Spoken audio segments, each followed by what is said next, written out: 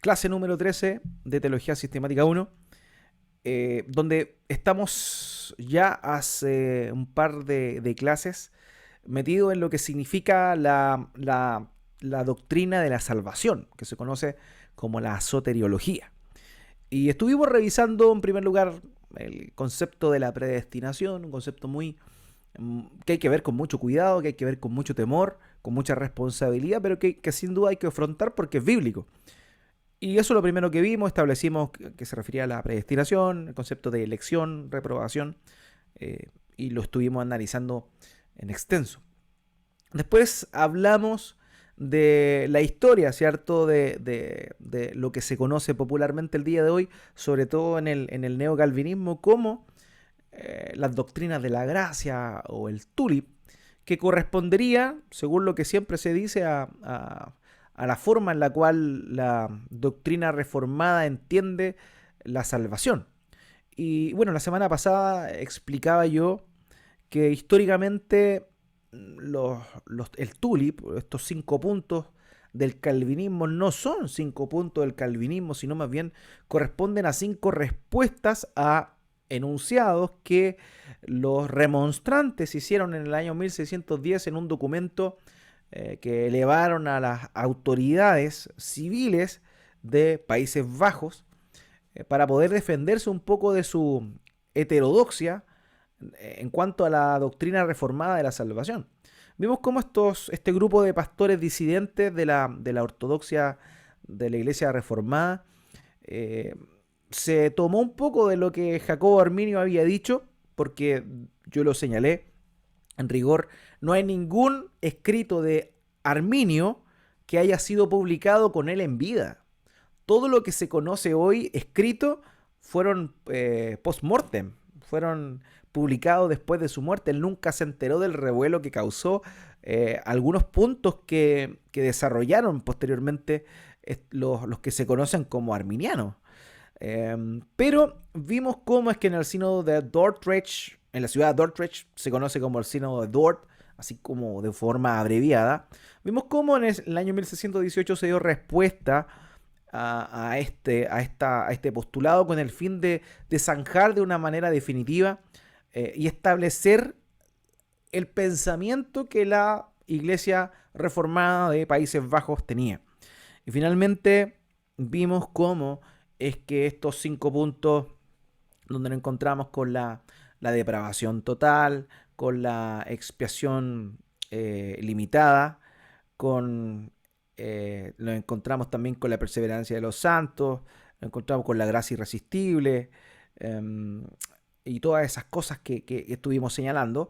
Cuando nos encontramos con esa doctrina, tenemos que saber que son esbozos en realidad soteriológicos. No es toda la doctrina de la salvación, son solamente algunos puntitos que uno es bueno hacer hincapié, sobre todo para hablar del concepto de la soberanía de Dios en cuanto a la elección.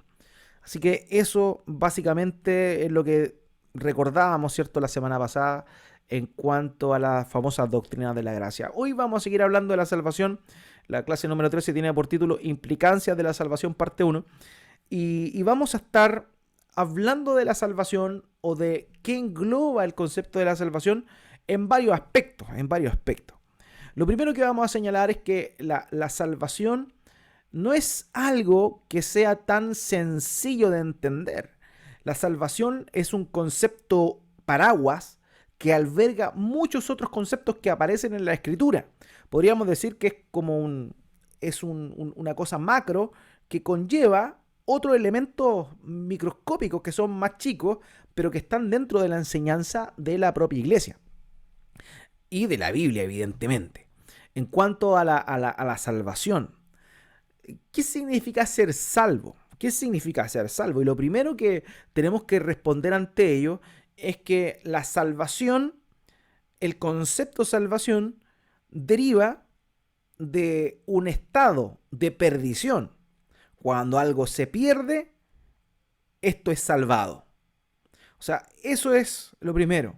La salvación tiene que ver con una cuestión o una condición del ser humano en la cual él se encuentra perdido y que Dios obra de una manera sobrenatural con el propósito de salvarlo. Solamente se puede salvar aquello que estaba perdido. Y es aquí donde volvemos a recordar aspectos importantes y básicos, pero que no por ser básicos debamos olvidar, evidentemente, que son lo que causó el pecado de Adán y Eva, la consecuencia del pecado de Adán y Eva, el pecado original, ¿cierto? En cada uno de los descendientes de Adán y Eva, puesto que Adán era el representante o el cabeza federal de toda la humanidad.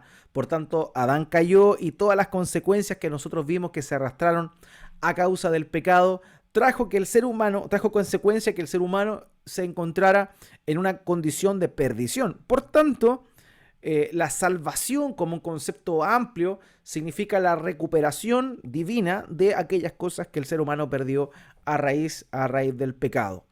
Ahora,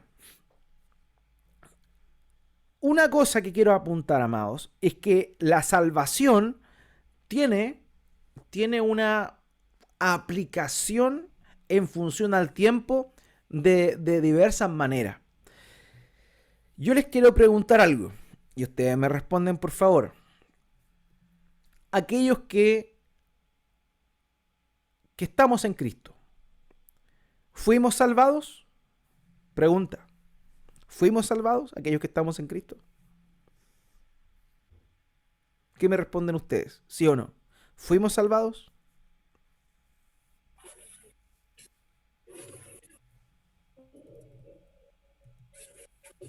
Sí, pastor. Perfecto. Fuimos salvados.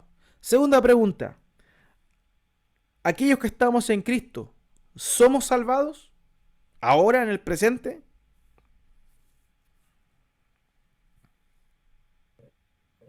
Sí, Perfecto. Pregunta. ¿Aquellos que estamos en Cristo, seremos salvados? Sí, Ok. Entonces, sabemos que fuimos, somos y seremos salvados, pero entonces, ¿cómo se aplica la salvación en función al tiempo a nosotros, quienes estamos en Cristo? Y aquí está el punto. Tenemos que entender que la salvación es un concepto amplio que implica varias cosas. En primer lugar, nosotros fuimos salvos en el pasado. La obra de Cristo se hace garante ¿para qué? Para que aquellos que crean en Él, en el futuro, alcancen la salvación. Nuestra salvación fue ganada en el pasado. Eso es cierto. Vayan por favor a Romanos capítulo 8, versículo 24. Romanos capítulo 8, versículo 24, por favor.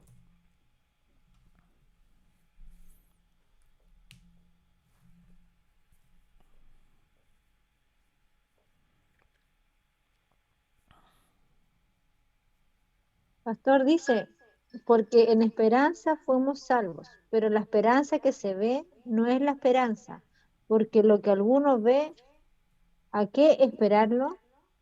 Ok. Porque en esperanza fuimos salvos en el pasado. Lo que Cristo hizo nos otorgó salvación, la cual se adjudica a nosotros en un momento de nuestra vida. Pero la salvación fue llevada a cabo en el pasado. Ahora, ¿de qué fuimos salvos en el pasado? ¿De qué fuimos salvos? Y ahí está la cuestión. Cada expresión temporal de la salvación tiene que ver con elementos distintos. Por ejemplo, nosotros fuimos salvos de la culpa del pecado. Éramos por naturaleza hijos de Dios. Sin embargo, en el momento en que Cristo llevó a cabo su obra en la cruz y nosotros creímos en él, recibimos el llamamiento general y se convirtió para nosotros en un llamamiento eficaz, a partir de ese momento nosotros fuimos salvados en el pasado. Pero fuimos salvados ¿de qué? De la culpa de nuestro pecado. ¿Por qué? Porque al momento de responder con fe, hemos recibido la bendición o los frutos de la obediencia de Cristo en la cruz. Por tanto, hemos sido salvos de la culpa del pecado. Ya no somos culpables del pecado. ¿Por qué? Porque Cristo lo hizo eso y en el momento en el cual nosotros recibimos el mensaje del Evangelio, creímos y respondimos con fe ante él, nosotros hemos sido salvos, como dice Pablo en Romanos capítulo 10, versículo 9, que si confesares con tu boca que Jesús es el Señor y creyeres en tu corazón que Él le resucitó de los muertos, serás salvo. Entonces, cuando nosotros creemos en Cristo, ¿cierto? A partir de ese momento somos salvos y ya todos nosotros con la gracia de Cristo hemos sido salvados en el pasado. Por tanto, lo que sucedió en el pasado fue la liberación de la culpa del pecado. Ahora bien, no solo fuimos, porque cuando yo les pregunté, ¿fuimos salvos? Sí. ¿Y somos salvos? Ahí viene otro concepto. Por favor, hermanos que están con la mano levantada, no sé quién Sí, está preguntando. sí, pastor. Adelante, Oscar.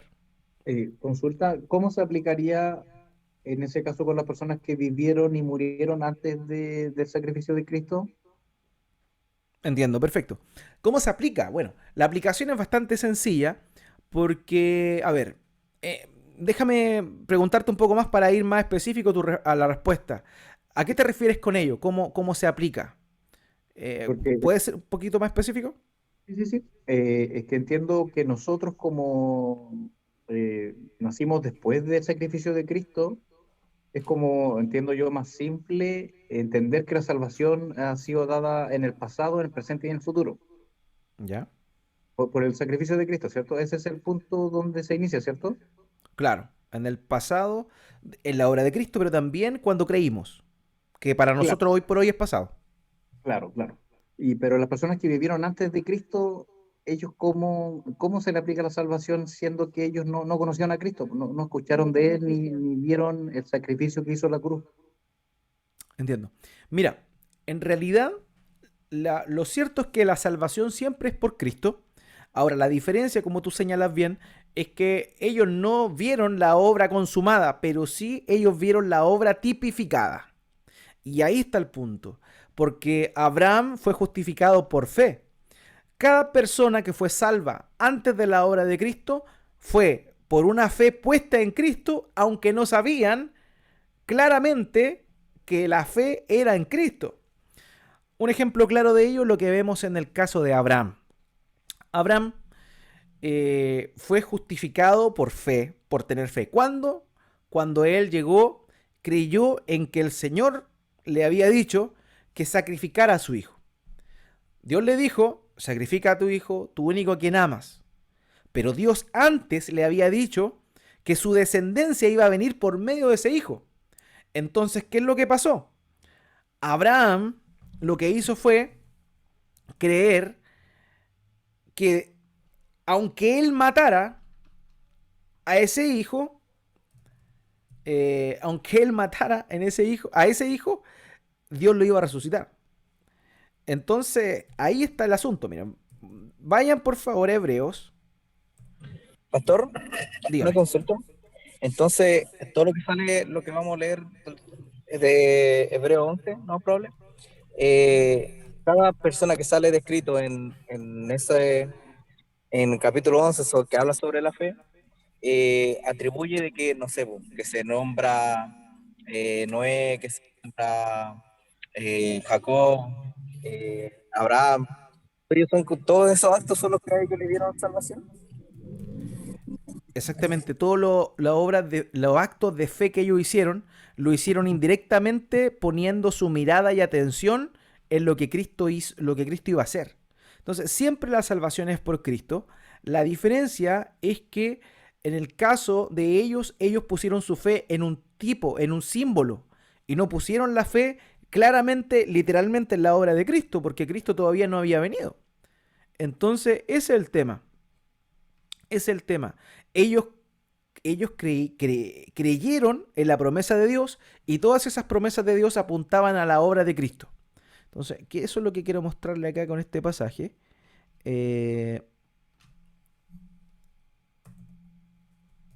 Aquí está. Un segundito de Hebreos, pero no es Hebreos 11. Es Hebreos capítulo...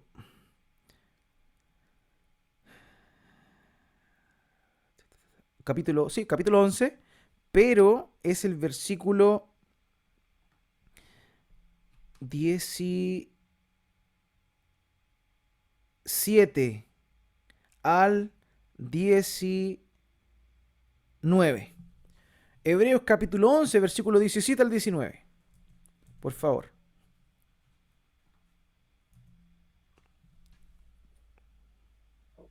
Por la fe Abraham, cuando fue probado, ofreció a Isaac, el que había recibido las promesas, ofrecía a su hijo único, de quien se había dicho, en Isaac te será llamada descendencia.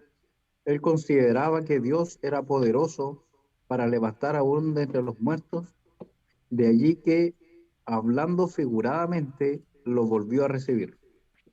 Ok. Entonces Abraham creyó que Dios le dijo, en este hijo te va a ser contada descendencia. Entonces él dijo, si yo lo mato, yo obedezco a Dios, yo lo mato, Dios lo va a resucitar. Entonces indirectamente Abraham creyó en la resurrección de los muertos. O sea, creyó en la resurrección del hijo único. Entonces él creyó en un tipo, él creyó en una tipología, en un símbolo, en una sombra de lo que Cristo significaba, lo que Cristo iba a hacer.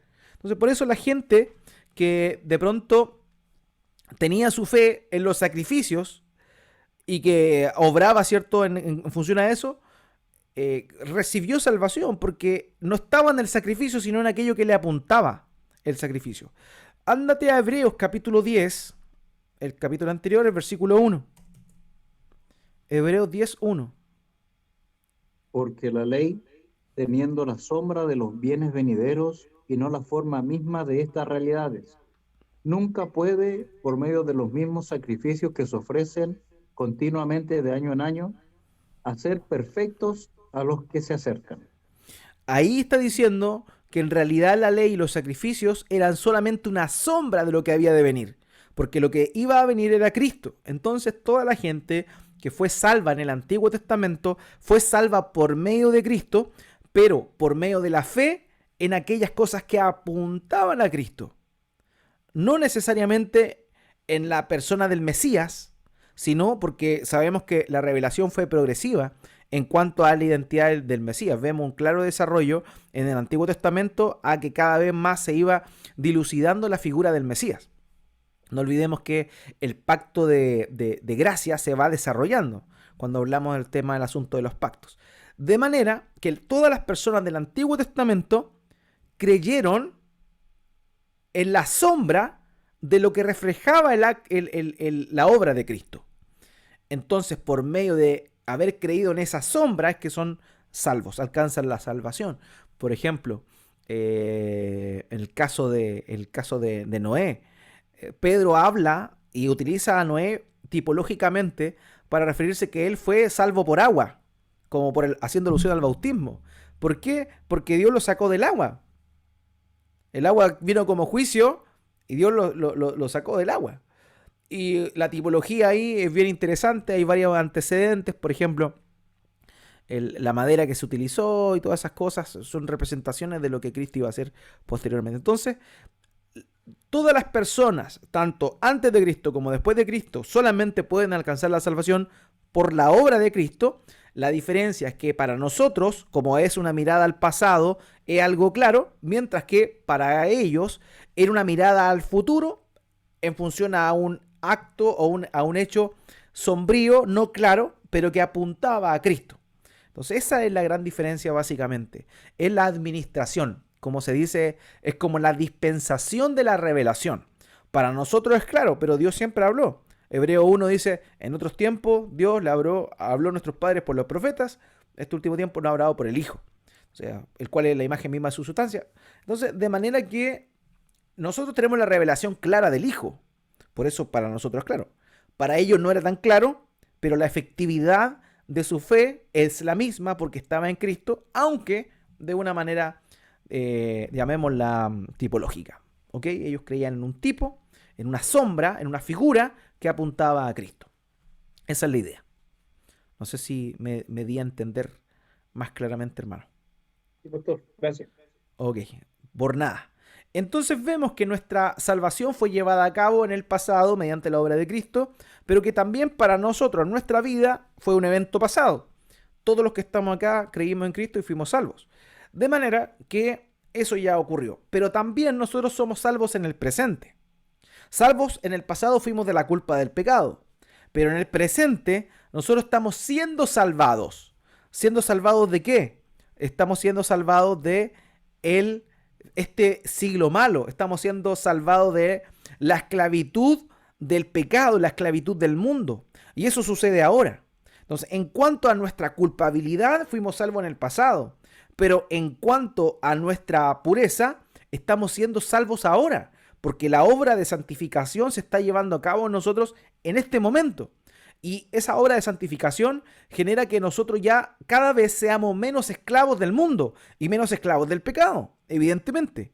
Entonces, por eso hay un sentido de la salvación en el presente. Fuimos salvos, Cristo nos redimió, pagó la culpa de nuestro pecado, maravilloso. Pero ahora en el presente también estamos siendo salvados del presente siglo malo mediante la obra de santificación. Y ahí está el punto.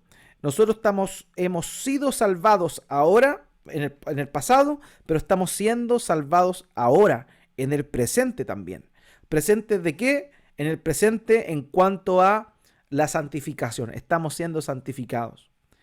Fuimos salvos de la culpa del pecado. Estamos siendo ahora salvos de la influencia del pecado. ¿Se da cuenta? Fuimos salvos de la culpa del pecado.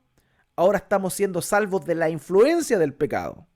Para finalmente, en el futuro, ser salvados de la presencia del pecado, que tiene que ver con la redención de nuestros cuerpos cuando el Señor Jesucristo vuelva.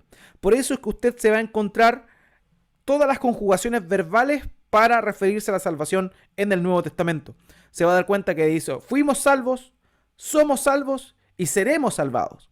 Cuando Pedro habla de que seremos salvados, se está refiriendo a el juicio final. Por ejemplo, también Pablo lo dice. Romanos capítulo 5, versículo 9. Romanos 5, 9.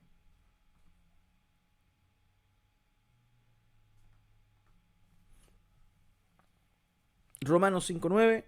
¿Quién lo tiene? Romanos 5:9 dice, pastor, luego siendo ya justificados por su sangre, ¿cuánto más por medio de él seremos salvos de la ira? Seremos, futuro, salvos de la ira. ¿Se da cuenta? Ya fuimos salvos de la culpa del pecado, estamos siendo salvos de la influencia del pecado, pero en el futuro seremos salvos de la presencia del pecado, puesto que con nuestro cuerpo resucitado, ya la obra de Cristo completamente adjudicada a esta nueva naturaleza, ya no vamos a recibir la ira de Dios, sino que seremos salvos en el día del juicio. Entonces, la aplicación de la salvación es tanto en el pasado como en el presente, como también en el futuro.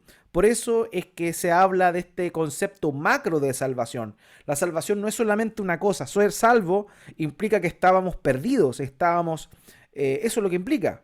Pero cada evento, elemento de la salvación nos lleva a entender que la aplicación de la salvación tiene distintos tiempos, o en función del tiempo, fuimos salvos de la culpa del pecado, somos salvos de la influencia del pecado y seremos salvos de la ira de Dios y de la presencia del pecado cuando seamos regenerados. Así que eso es lo que tiene que ver con el concepto de la salvación en función al tiempo, ¿ya?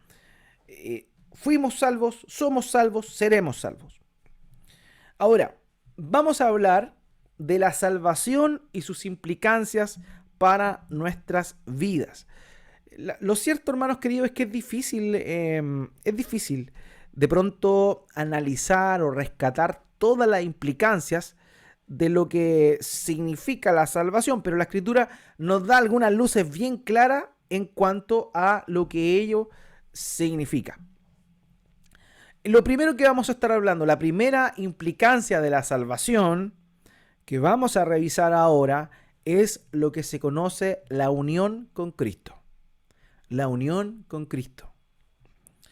Eso es el primer elemento de la salvación, o la primera implicancia de la salvación.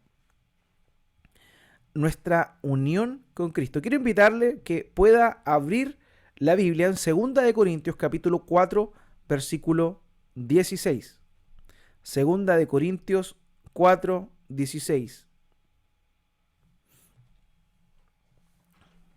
Aquí hace una alusión a lo que... ¿Lo leo? Adelante. Dice, por tanto, no desmayamos. Antes, aunque en nuestro hombre interior se va desgastando, el interior, no obstante, se renueva de día en día. Hasta ahí nomás, Hay ¿cierto? una obra que Dios está haciendo en nuestras vidas que está generando un nuevo hombre, el hombre interior, mientras que el exterior se va desgastando. Nuestro cuerpo se va desgastando, pero nuestro ser, que nació de nuevo, se va renovando, va creciendo día tras día. Esa es la obra de Dios en nosotros, por lo que yo siempre he dicho, utilizando la figura de que Dios está esculpiendo en nosotros el carácter de Cristo. Somos simplemente una roca que estaba una roca y bueno, el Espíritu Santo empieza con su cincel y su martillo a moldearnos para hacernos semejantes a Cristo. ¿Por qué? Porque mediante la salvación nosotros nos hemos unido a Cristo. Por eso somos cristianos, somos seguidores de Cristo, somos discípulos de Cristo, somos pequeños Cristo, que es etimológicamente lo que significa cristiano. De manera, amados, que tenemos que ser claros con esto. Tenemos que ser claros que la primera implicación de la salvación es que somos místicamente unidos con Cristo. Segunda de Corintios capítulo 5, versículo 17. Un capítulo más allá. Segunda de Corintios 5, 17.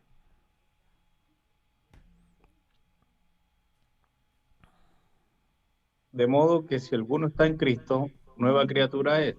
Las cosas viejas pasaron y aquí todas son hechas nuevas. De manera que si alguno está en Cristo, hermanos, vamos a darnos cuenta que en el Nuevo Testamento hay muchos testimonios de que la situación en la cual se encuentran los cristianos es en Cristo. En Cristo. Es tremendo esta cuestión. De verdad. Eso significa que nosotros estamos en Él. Hay una unidad. En este intercambio que hace Él de ofrecerse en nuestro lugar, en este intercambio que Él hace siendo cabeza federal de aquellos que va a ser salvados, hay un intercambio de posición. Nosotros nos unimos a Él. Y eso lo vemos a lo largo de toda la Escritura. Por ejemplo, Efesios capítulo 2, versículo 10. Efesios 2, 10. Dice, porque somos hechura suya, creados en Cristo Jesús para buenas obras, las cuales Dios preparó de antemano para que anduviésemos en ella. Amén. Porque somos hechura suya, creados en Cristo. O sea, estamos en Él, estamos unidos a Él. Cuando Cristo realiza su obra de representación como cabeza federal, como cabeza pactual, Él, para darnos la salvación, nos une a Él. Nos unimos a Él. La unión mística que existe entre el Señor Jesucristo y nosotros es lo que vemos en el Nuevo Testamento, que se conoce teológicamente como la unión con Cristo. Estamos en Él, amados míos. Y eso es tremendamente maravilloso.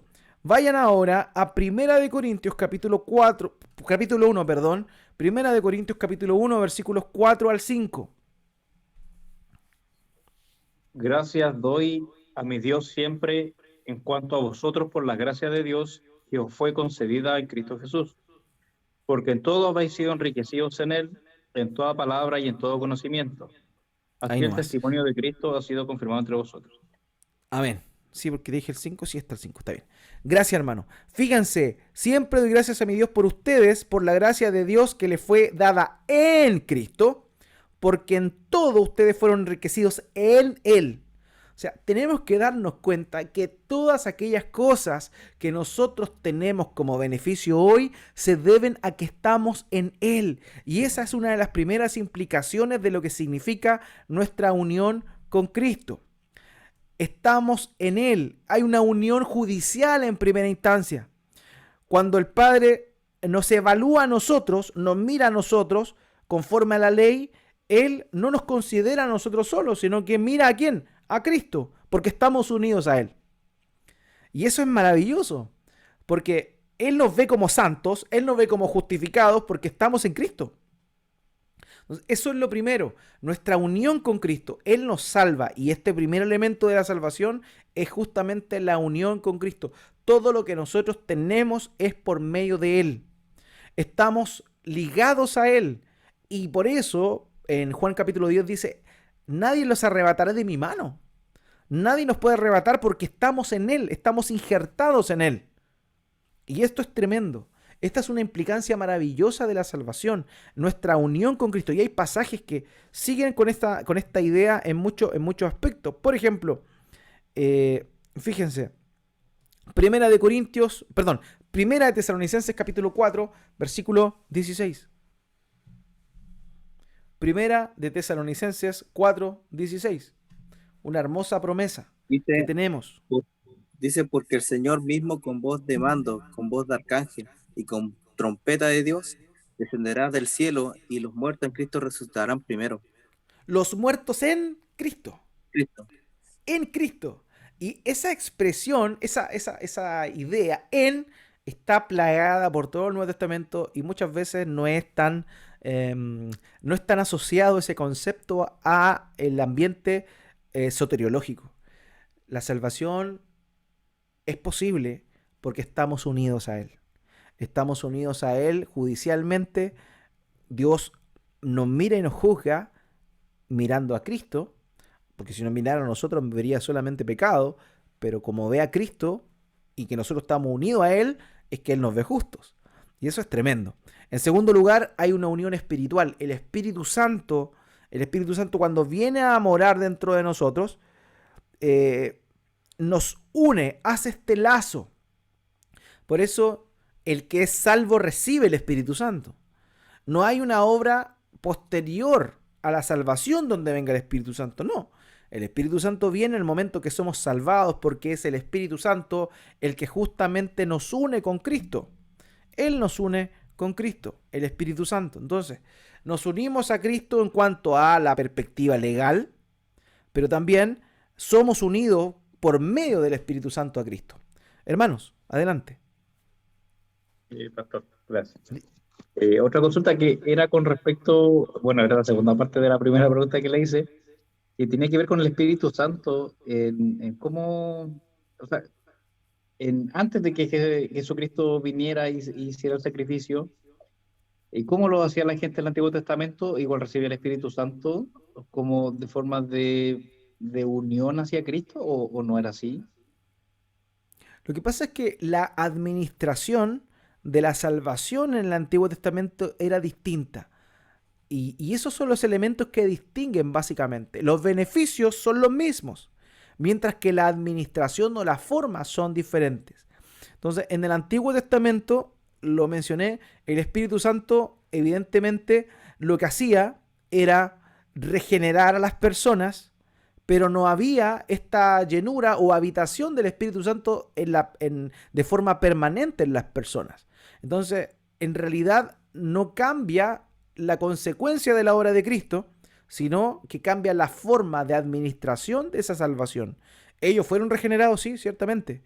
Ellos son unidos con Cristo, ciertamente.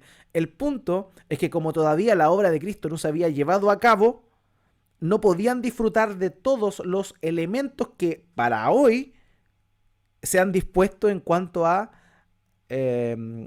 este macro concepto de la salvación. ¿Ellos fueron salvos? Sí, exactamente. ¿Por medio de Cristo? Sí. 100 puntos. Pero la forma, la administración, no es la misma que nosotros tenemos hoy. En el futuro, por ejemplo, ellos sí tendrán el mismo destino que nosotros, la resurrección y todas esas cosas. Por eso es que es tan claro el hecho de que nosotros somos beneficiados en que hayamos nacido en el después de Cristo, porque tenemos la plenitud. Dice la Escritura que muchos anhelaban lo que nosotros tenemos ahora. Anhelaron de verdad, así como ver lo que nosotros vemos, experimentar lo que nosotros podemos experimentar. De manera que es tremendo esto. Ahora, la situación final va a ser la misma, pero obviamente no tenían los mismos beneficios que nosotros tenemos hoy. Fíjense que en 1 Pedro capítulo 1 versículo 12, anoten ahí, 1 Pedro capítulo 1 versículo 12, dice, refiriéndose justamente a las personas, a los profetas de antemano. Desde el versículo 11 voy a leer. Dice, escudriñando qué persona y qué tiempo indicaba el Espíritu de Cristo que estaba en ellos, refiriéndose a los profetas, el cual anunciaba de antemano los sufrimientos de Cristo y las glorias que vendrían tras ellos. A estos se les reveló, versículo 12, que no para sí mismos, sino para nosotros administraban las cosas que ahora os son anunciadas por los que os han predicado el Evangelio por el Espíritu Santo enviado del cielo, cosas en las cuales anhelan mirar los ángeles. O sea, en el antiguo pacto, los profetas fueron salvados, sí, pero ellos no experimentaron lo que nosotros experimentamos hoy. En ese tiempo, a lo que nosotros experimentamos hoy antes de la resurrección. Sin embargo, en el momento de la resurrección, para adelante, todos vamos a tener los mismos beneficios. Entonces, hay una dispensación, una administración distinta en lo que se conoce como el antiguo pacto y el nuevo pacto. Esa es la gran diferencia. Ellos lo vivieron y lo experimentaron de una manera distinta a la que nosotros lo experimentamos ahora. Pero después del hito de la resurrección de entre los muertos, todos vamos a experimentar lo mismo. Gracias, pastor, me quedó clarito. Perfecto, mi hermano. Continuamos entonces. No sé si dijo algún pasaje. ¿No? No me acuerdo. No, Ok. Entonces, lo importante de esto es que debemos entender que estamos unidos a Cristo, estamos unidos a Él. Y ese es el primer elemento. Dios nos une a Cristo, nos ve a través de Él legalmente, nos da el Espíritu Santo, para que estemos junto a Él, conectados, y eso también genera que tengamos vida permanente en nosotros. Vida eterna permanente en nosotros. Es un concepto de pronto que es como podría ser objetado, pero en realidad no. Vayan por favor a Primera de Juan. Primera de Juan, capítulo 3, versículo 15.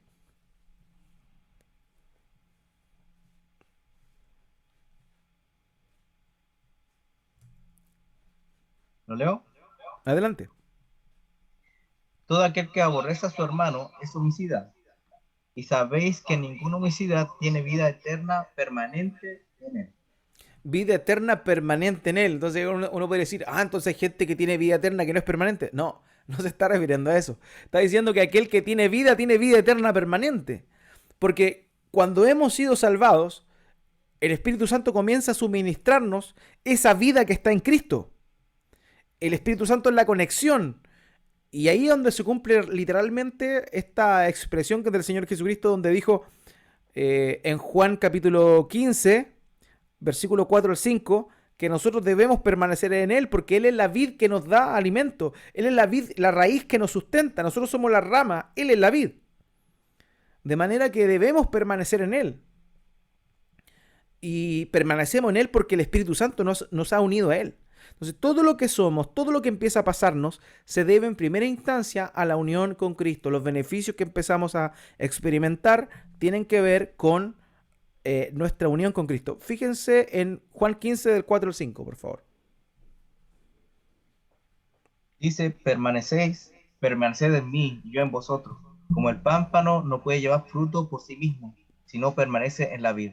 Así tampoco vosotros, si no permanecéis en mí. Yo soy la vid, vosotros los pámpanos. El que permanece en mí y yo en él, este lleva mucho fruto, porque separado de mí, nada podéis hacer. Ok, amén. Entonces, la unión con Cristo es tan importante, ¿se da cuenta? Es un concepto que no es tan popular, pero que sin duda es fundamental para que entendamos el proceso de la salvación en nosotros. Estamos unidos a Él.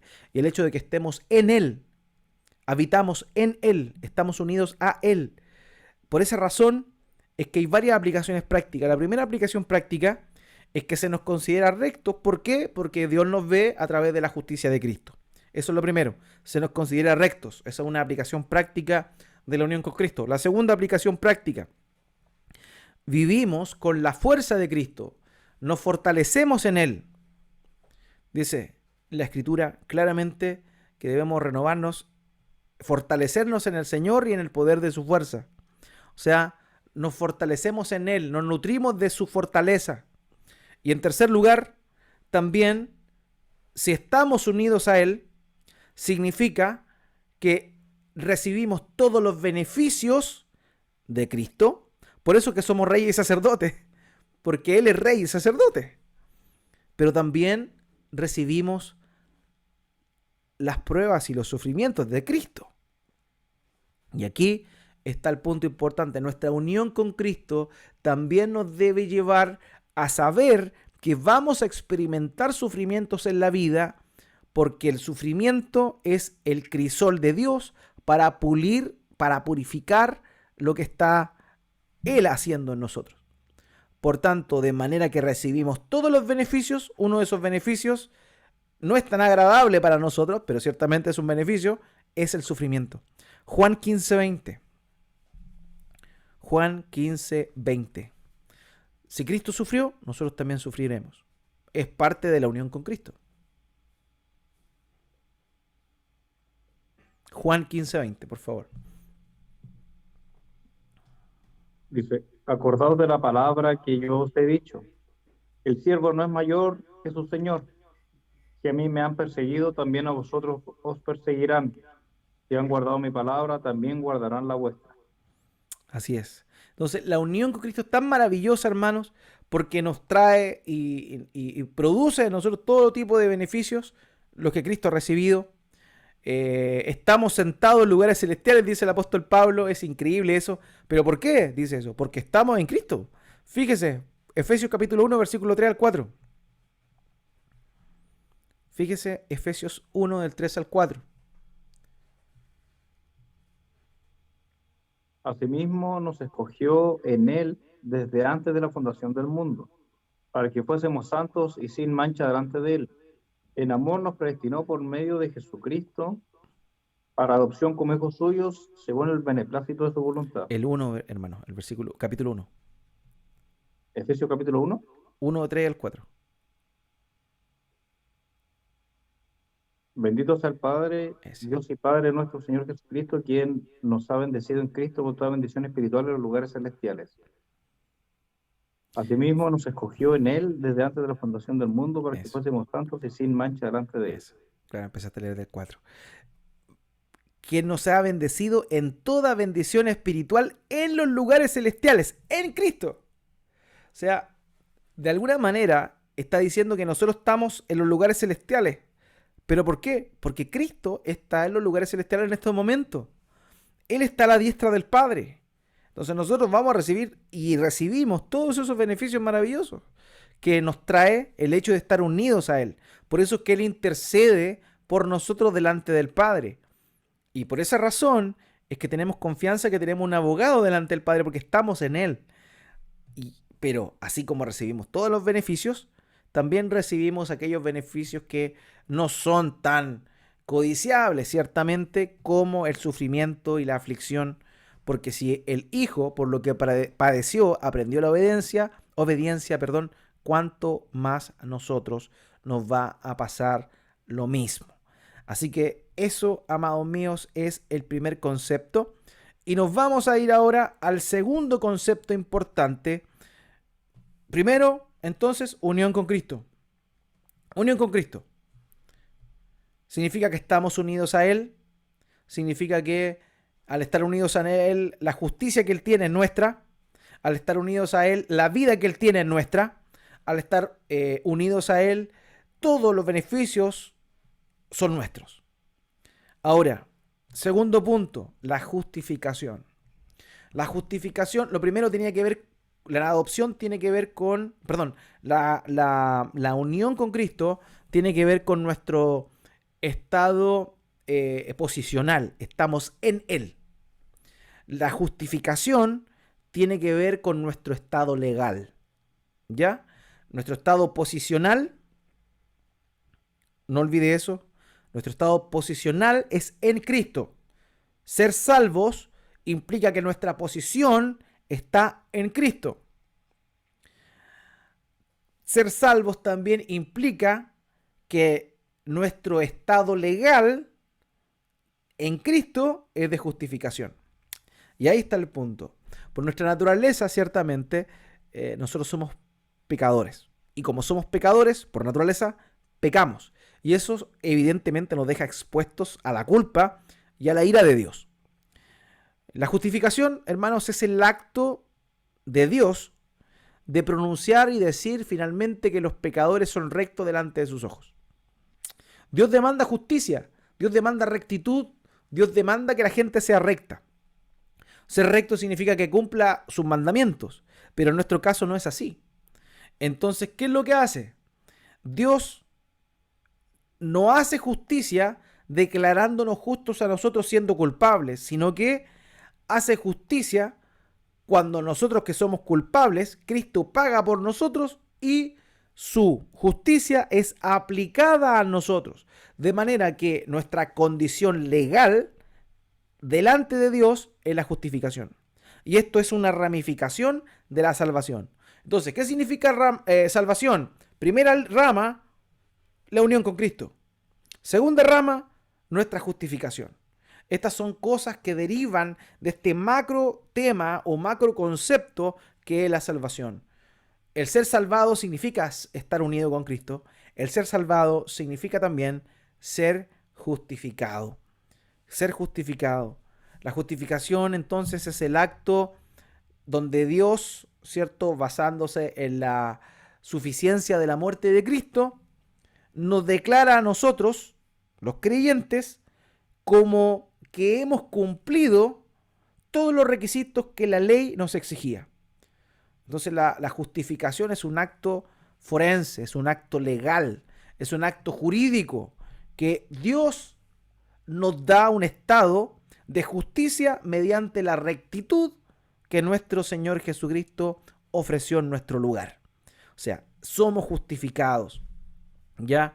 Romanos capítulo 8, versículo 33 al 34. Romanos 8, 33 al 34.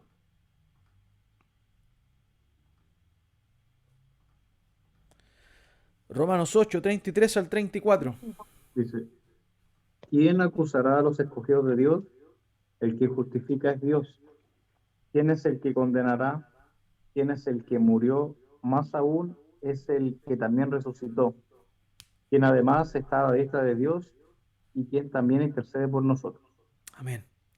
Entonces, ¿quién va a acusar a los escogidos de Dios? Nadie, porque Dios es el que justifica. Dios nos justificó. Entonces, una implicancia, una rama de la salvación para nosotros es este estado de rectitud que tenemos. No una rectitud propia, sino una rectitud imputada. Tenemos una justicia imputada porque Cristo pagó la culpa del pecado nuestro, ciertamente, y nos adjudicó su rectitud y su justicia. Y Dios, el Padre, nos justifica. Entonces, ya legalmente no somos culpables. Cuando lleguemos finalmente al trono de Dios, luego de la resurrección de los muertos, en el juicio final, vamos a ser absueltos en ese juicio. ¿Por qué razón? Porque somos considerados justos. Hemos sido justificados, no por nuestras obras, sino por la obra de Cristo. Y esto es maravilloso. Él es el que nos justifica. Él es el que nos justifica. Así es nomás. Él nos justificó. Entonces, aquí hay una aplicación forense. Entonces se dan cuenta cómo este concepto de salvación tiene que ver con varias aristas. El primero que vimos es nuestro estado posicional. Posicional. ¿Cuál era nuestro estado posicional? Que alguien responda, por favor. ¿Cuál es nuestro estado posicional? En Cristo. En Cristo, muy bien. ¿Cuál es nuestro estado forense o legal? Justificados. Perfecto. Pregunta: ¿cuál sería entonces nuestro estado relacional? ¿Qué se le ocurre? Si nuestro estado posicional es en Cristo, si nuestro estado judicial o forense es justificado, ¿cuál sería nuestro estado relacional? Hijos de Dios, adoptados. Exactamente. Adoptados. Adoptados. La adopción es la tercera manifestación o la tercera repercusión, ¿cierto?, de la salvación. La tercera rama. Hablamos unión con Cristo, hablamos de justificación y con la que vamos a terminar hoy día en esta primera parte de la implicancia de la salvación es en la adopción. La justificación es un efecto negativo. O sea, es decir, se cancela el juicio que estaba contra nosotros. Es un aspecto negativo. Éramos condenados, ahora ya no somos condenados. Entonces, la justificación viene siendo algo negativo. Mientras que la adopción es algo positivo. Dios no queda conforme solamente con cambiar nuestro estado forense o judicial frente a Él. Dios no está conforme con eso, sino que como estamos en Cristo, y Cristo es el Hijo de Dios, al estar en Cristo, Él nos adopta a nosotros para que nuestra relación con Él cambie. Para que nuestra relación con Él cambie. Por eso es que podemos llamarle Padre. Por eso es que podemos orar y decir Padre nuestro, nuestro Padre. Porque así como Cristo es el Hijo de Dios, nosotros estando en Cristo ya no somos enemigos, ya no somos extraños, no somos alejados de la ciudadanía de Dios, somos hijos de Dios. Es una transferencia en cuanto a la situación en la cual estábamos. Antes estábamos alejados de Dios, estábamos en una faceta de enemistad, de hostilidad frente a Dios, pero ahora Él nos acepta, nos da de su favor, y ese favor se llama adopción. O sea, Dios cambia nuestro estado posicional al salvarnos, Dios cambia nuestro estado judicial al salvarnos, y también Él cambia nuestro estado relacional con Él al salvarnos, convirtiéndonos ahora en sus hijos. Y este pasaje que voy a citar es súper popular. Juan 1:12. Más a todos los que le recibieron, los que creen en su nombre, y dio potestad de ser llamados hijos de Dios. Amén. ¿Qué mejor que ese pasaje para poder mostrar la diferencia que existe? Sabemos que en el mundo está este concepto de que todos somos hijos de Dios. Claro, en cierta manera sí, porque somos creación de Dios y en ese aspecto la Biblia habla del Padre de todas las luces, el Padre de toda la creación. Por tanto, de alguna manera sí.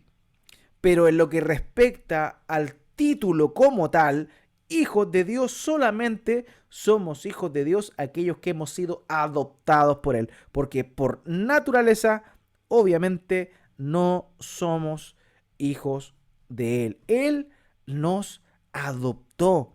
Él nos adoptó. Vayan por favor a Gálatas capítulo 4, versículo 4 al 5. Gálatas 4, del 4 al 5. Dice, pero cuando vino el cumplimiento del tiempo, Dios envió a su Hijo, nacido de mujer y nacido bajo la ley, para que redimiese a los que estaban bajo la ley, a fin de que recibiésemos la adopción del Hijo. O sea, de hijos. Amén. Entonces, para que recibiéramos la adopción de hijos, el hecho de que Cristo haya venido bajo la ley y que haya cumplido la ley, fue para que nosotros también pudiésemos legalmente alcanzar ese estado, el estado de ser hijo de Dios por medio de la adopción. Entonces, ¿se dan cuenta cómo la salvación, o a veces uno dice, va a ser salvo, creer en el Señor y será salvo? Sí, ciertamente, pero la salvación es un espectro tan amplio, de tantas aristas, de tantos lados, que de verdad la cristología es maravillosa. Estudiar la persona de Cristo, estudiar lo que Él hizo, y no solo estudiarlo, evidentemente, como siempre lo decimos, poder mirar a Cristo, mirar a nuestro Señor como Él es, con todo el favor que desarrolló o que llevó a cabo por nosotros, tiene que llevarnos a la adoración, evidentemente. Pero también al contemplar todas las implicancias de la salvación, eso no tiene que dejarnos de otra manera que asombrado y agradecido por lo que Dios ha hecho, porque de verdad su salvación es tan vasta, es tan amplia y muestra ese amor que no tiene dimensiones, o sea, que es alto, que es ancho, que es profundo, nos muestra todas las dimensiones del amor de Dios. Entonces, de verdad, todo esto, estas cosas que estamos mencionando, que ahora es la primera parte solamente, deben llevarnos a nosotros a una devoción, a una gratitud a nuestro Señor, a asombrarnos con lo que Él nos ha dado, Él nos ha entregado de pura gracia, amados. Si esto es tremendo, esto es maravilloso. De pura gracia, Él nos ha dado todas estas cosas. Nosotros somos los más merecedores del lago de fuego y azufre. Por nuestros pecados, por nuestra naturaleza, eso es lo que justamente merecemos. Sin embargo, Él aplicó su misericordia, aplicó su justicia en Cristo y a través de Cristo nos extendió a nosotros su misericordia y nos ha dado salvación. Y hasta el momento, estas tres cositas que hemos visto ya nos van nos deben llevar a reflexionar en tamaño amor que Dios tiene de pura gracia por nosotros y todos los beneficios que día a día estamos recibiendo en Cristo. La unión con Cristo, estamos en Él, nuestra posición es en Él, nuestro estado legal o jurídico forense, somos justificados, nadie nos puede culpar porque Cristo ya pagó por nosotros y somos justos. Y en tercer lugar, ya no somos enemigos de Dios, ya no somos hijos de ira lo mismo que los demás, ya no somos hijos del diablo como el propio Señor Jesucristo llama a quienes le eran tropiezo en Juan capítulo 8. Somos hijos de Dios. Nos dio la potestad de ser hechos hijos de Dios a través de la obra de Cristo, la adopción y solamente por fe, gratuitamente. Así que estos son los tres aspectos que vamos a ver en esta clase, amados, de estas implicancias de la salvación para nosotros. La unión con Cristo, la justificación y la adopción. No sé si tienen alguna pregunta o para poder ir terminando este tiempo. No sé si me di a entender bien o si algo quedó. Todo claro, pastor. Gracias, hermano. Así que, Claro, gracias. pastor. Perfecto. Ya, mis hermanos. Perfecto.